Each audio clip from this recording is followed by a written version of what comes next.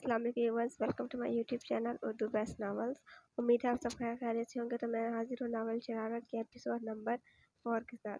वो वॉशरूम से शावर लेकर निकली तो इसकी नज़र बेड पर रखे डब्बे पर गई। इसने डब्बा उठा लिया। वो मोबाइल सेट था, न्यू डब्बा पैक, इस पर लिखा था मिसेस रबिया महरोज।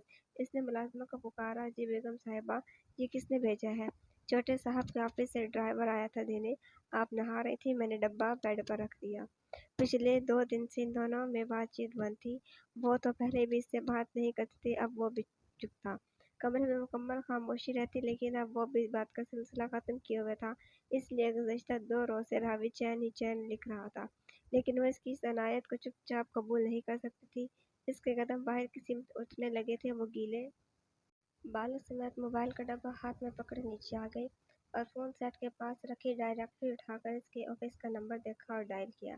हेलो, इसकी मसरूफ़ सी आवाज़ सुनाई दी और रबी अहमद के दिल पर जैसे कोई आरा चढ़ गया था। यही गंभीर आवाज़ वो फ़ोन पे पहले भी सुन चुकी थी। हेलो, वो रिसीवर की दूसरी तरफ खामोशी पाकर चटका। मैं रबी अहमद बात कर रही हूँ। वो खुद ने हिम्मत मुजतमा करते हुए बोली। ओह, मैं समझा फातिमा इलियास बात कर रही है। वो चोट करने से बाज नहीं आया था। फातिमा इलियास तुम जैसे से बात करना पसंद नहीं करती। वो हकारत से बोली थी। रबिया अहमद मुझ जैसे से बात करना पसंद करती है। महरोज वक्त ने बरहसता जवाब देकर पल में हिसाब बेबाक कर दिया था। रबिया के तन बदन को आग चू गई थी। मुझे ये पता नहीं था कि तुम इतने घटिया इंसान हो। अगर पता होता तो कभी तुमसे बात नहीं करती, लेकिन मुझे तुमसे बात करते हुए पता था कि तुम कितनी आला हो, इसलिए तो तुमसे बात की थी मेरी जान। वो मज़ा लेते हुआ बोला, और रबिया ने तिल मिलाकर यकदम रिसीवर का रेडल पे पटक दिया था। वो लब भींचते हुए अपना सर दोनों हाथों में थामे बैठ गई। अभी चंद सेकंड ही गुजरे थे कि फ़ोन पे रिंग होने लगी। चंद सेकंड वो यूं ही देखती रही, फिर रिसीवर उठा लिया था। हेलो, मैं रोज़ वक्त बात कर रहा हूँ। जानती हूँ दुनिया में एक ही कमज़र्फ़ है। तुम नहीं जानोगी तो और कौन जानेगा। मेरी कमज़र्फ़ी के तमाम हथियारों से वाकिफ़ हो तुम। वो खुमार आलूद लहजे में बोला। तुमने मोबाइल सेट भेजा है? हाँ, भेजा है। किस लिए? मैंने तुमसे मांगा तो नहीं, लेकिन मुझे तो पता है ना तुम्हें किस किस चीज़ की ज़रूरत है, और मोबाइल भी तकरीबन आजकल की ज़रूरियात में शामिल होता है। मुझे तो और भी बहुत सी चीज़ों की ज़रूरत है। तो और भी बहुत सी है, किस किस को पूरा करोगे? वो अजीब से लहजे में बोली। तुम अपनी ज़रूरत की एक लिस्ट बनाओ, फिर देखते हैं मैं क्या पूरी कर सकता हूँ और क्या नहीं। लिखो मेरी चीज़ों की लिस्ट। रबिया दिल में न जाने क्या ठान चुकी थी। वो शायद मैं रोज़ वक्त को जज करना चाहती थी। गाड़ी, ब्लैक सैलून। क्या ब्लैक सैलून की बजाय वाइट से काम नहीं चल सकता? वो लिखते हुए बोला। नहीं, मुझे ब्लैक पसंद है, मैं पहले भी ब्लैक इस्तेमाल करती रही हूँ। वो सख्ती से बोली। सॉरी यार, कुछ डीलर आ गया है, ये लिस्ट बनाने का काम मैं घर आके कर लूँगा।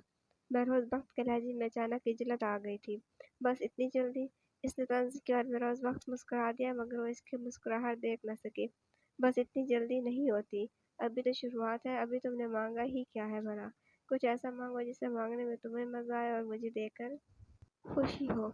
एनीवे, बाकी बातें फिर सही। तुम ड्राइंग रूम की ग्लास वाल का पर्दा हटाकर बाहर देखो, फिर सोचो कि तुम्हें और किस चीज़ की ज़रूरत है और बाकी क्या मांग रहा है।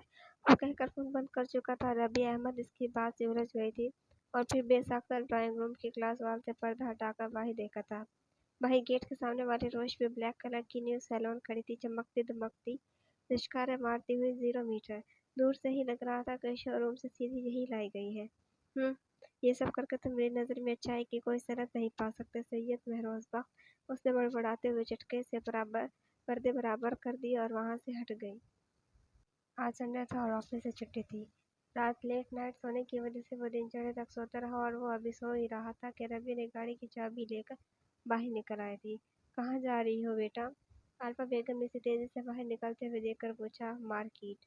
वो 2 टुक कहती आगे बढ़ गई और चंद सेकंड में इसकी गाड़ी फराटे भरते गेट से निकल गई थी, लेकिन आफा बेगम को इसके तेवरों से खतरे की बू आ रही थी। वो उल्टे कदम महरोज के बेडरूम में आ गई। महरोज उठो। उन्होंने इसका कंधा हिलाया। जी माँ। वो नींद से बेदार हुआ तो इनकी परेशान सूरत देखकर ठठक गया। क्या हुआ, खैरियत तो है? वो यकदम उठ बैठा। रबिया गाड़ी लेकर निकली है, पता नहीं कहाँ गई है। मार्केट का कहा है इसने? आफा बेगम मुतफिक्र हो रही थी और परेशानी तो महरोज वक्त को भी हो गई थी। वो बेड से उतर आया। कहाँ जा सकती है वो? उसने शर्ट पहनते हुए हैरानी से कहा और मोबाइल उठाकर इसका नंबर डायल करने लगा। रिंग जा रही थी, लेकिन वो कॉल रिसीव नहीं कर रही थी। कॉल अटेंड करो रबिया। उसने उसके नंबर में मैसेज लिखकर सेंड किया, लेकिन उसने मैसेज का भी जवाब नहीं दिया था। कॉल अटेंड करो वरना मुझे खुद तुम्हारे पीछे आना पड़ेगा। इसने दूसरा मैसेज भी सेंड कर दिया मगर जवाब नदारद। वो खदीजा आंटी की तरफ गई होगी। मैंने पता किया है लेकिन अभी तक तो वहाँ नहीं पहुँची। लेकिन महरोज को यकीन था वो अपनी गाड़ी लेकर घर से निकल आया था और पीछे आकर बेगम परेशान होती रह गई थी। अभी अभी घर में सूफी इलियास साहब की गाड़ी दाखिल हुई थी, इसलिए गेट अभी खोला हुआ था और अभी अहमद बड़ी आसानी से गाड़ी अंदर ले आई थी। बीबी जी, आपको गाड़ी अंदर लाने की इजाज़त नहीं है। चौकीदार लपक के इसके करीब आया। मेरे लिए तुमने गेट नहीं खोला, मैं खुद अंदर आई हूँ, तुम्हें परेशान होने की ज़रूरत नहीं है। गुस्सा आवाज़ से कहती अंदर चली गई। इसका रुख ड्राइंग रूम की तरफ था। फातिमा, इसने सामने सोफे पे बैठकर कुशन्स के कवर चढ़ाती फातिमा को बेताबी से पुकारा।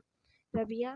फातिमा यकदम सोफे से खड़ी हो गई। इसकी गोद में रखे तमाम कवर नीचे ज़मीन पे गिर गए थे। फातिमा, मैं तुमसे मिलने आई हूँ, तुमसे बात करना चाहती हूँ। प्लीज़ मेरे दिल पे रखा बोझ हल्का कर दो।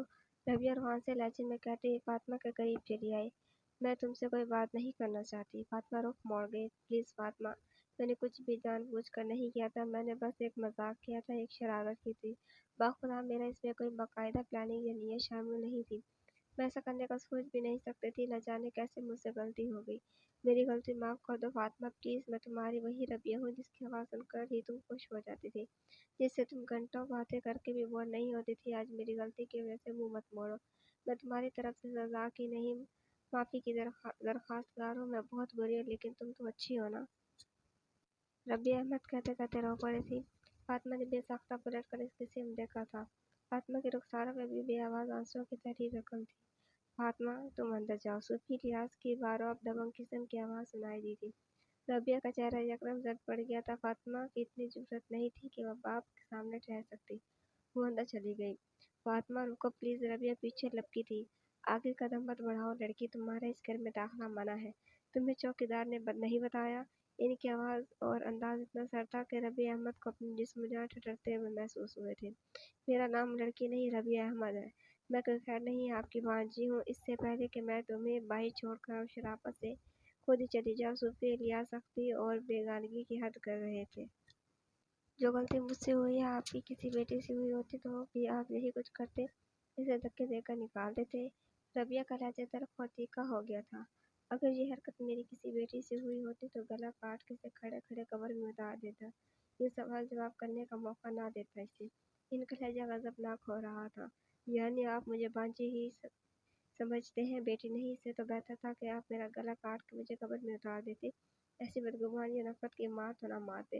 वो रोते हुए बोली, मेरी बेटी तुम्हारी जैसी नहानजार नहीं हो सकती। दूर हो जा मेरी नजरों से। उन्होंने गुस्से में इसे मारने के लिए हाथ उठाया था। आराम से बात कीजिए सूफी साहब, ये कोई गैर नहीं है, हमारी ही घर की बेटी है। खतीजा हुमानी रह न सकी और रबिया के सामने आ गई थी। खबरदार खतीजा बीबी, मेरी सिर्फ 4 बेटियां हैं जो मेरे घर में इज्जत से रह रही हैं। इससे कहो जहाँ से आई है वहाँ चली जाए, निकल जाए यहाँ से, मेरे ज़ब्त को मत आजमाए। वो यकदम दाड़ उठे थे घर और घर के दर दीवार पे सन्नाटा छा गया था। रबिया रबिया के अकब से महरोज वक्त की आवाज़ उभरी थी। उन्होंने चौंक कर देखा। खतीजा ममानी अपना दुपट्टा दुरुस्त करने लगी थी। ले जाओ इसको यहाँ से, सूफी साहब हकारत से बोले। लेने ही आया हूँ सूफी साहब, छोड़ने नहीं आया। महरोज वक्त ने आगे बढ़ के रबिया का हाथ पकड़ लिया। बीवी है तुम्हारी, ध्यान रखा करो कहाँ जा रही है। वह तंजिया काटदार लहजे में बोले। जामे मस्जिद के इमाम साहब के घर आई है, किसी क्लब या फहाश के अड्डे में नहीं गई। आप मुझे ध्यान रखने का ताना दे रहे हैं। महरोज वक्त का लहजा इससे भी ज्यादा काटदार था। जबान संभाल के बात करो सैयद महरोज वक्त, हमारा तुम्हारा कोई वास्ता नहीं कि तुम हमारे मुंह लगो। वो तब उठे। मैं आपकी बेटी से शादी करता तब मेरा और आपका वास्ता होता, लेकिन आपकी भांजी से शादी करके मेरा और आपका वास्ता नहीं रहा। यही बताना चाहते हैं ना आप? महरोज वक्त बोलने पाया तो इसने भी उधार नहीं रखा था। इससे मैंने सबके सामने बाकायदा शादी की है, घर से भगा कर नहीं की कि सारे खानदान ने ताल्लुक तर्क कर दिया है। वो लफ्ज़ छिपा छिपा के बोल रहा था। सूफी रियाज साहब का गज़ब आसमान को छूने लगा था, लेकिन इससे पहले कोई जवाब पर कुछ बोलते महरोज इससे अपने साथ खींचता हुआ पलट गया था। छोड़ो मुझे, मुझे बात करने दो, मैं फातिमा से बात करके ही जाऊंगी। उसने अपना हाथ छुड़ाने की कोशिश की थी लेकिन मैं इसे ज़बरदस्ती खींचे हुए गाड़ी तक ले आया था। अपनी गाड़ी का फ्रंट डोर खोल कर इसे अंदर धकेला। खुद ड्राइविंग सीट संभाल ली थी।